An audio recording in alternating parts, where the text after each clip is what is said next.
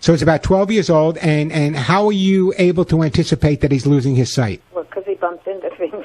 Okay, here's what I want you to do. Number one is start using either a clicker or start using your foot, and before you feed him, let him hear a little stamp of your foot. Let him start, and you can use the word, whatever you want. I mean, his hearing's not bad, it's just his eyes, and say little stamp and come, so he can follow that sound. Here's the other thing I want to talk to you about.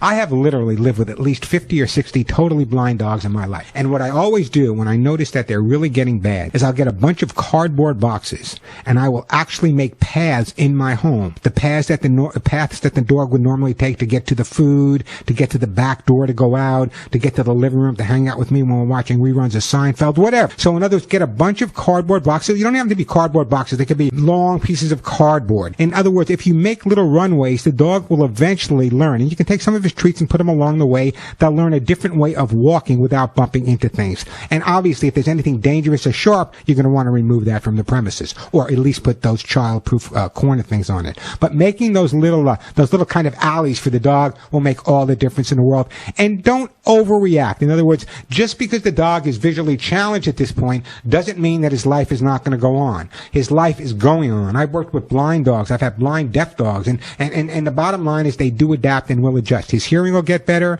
His sense of smell will get better. And as long as you make those paths and, again, teach him which way to get around the house newly because he is losing his sight, you're right on track. How's that sound? Thank you very much. No, thank you very much for being so concerned about your granddog. And don't go anywhere. I'm going to put you on hold. And for your granddog, he's an older dog. You know what? I'm going to send you some Orthosooth Gold. Make sure the body stays in good shape.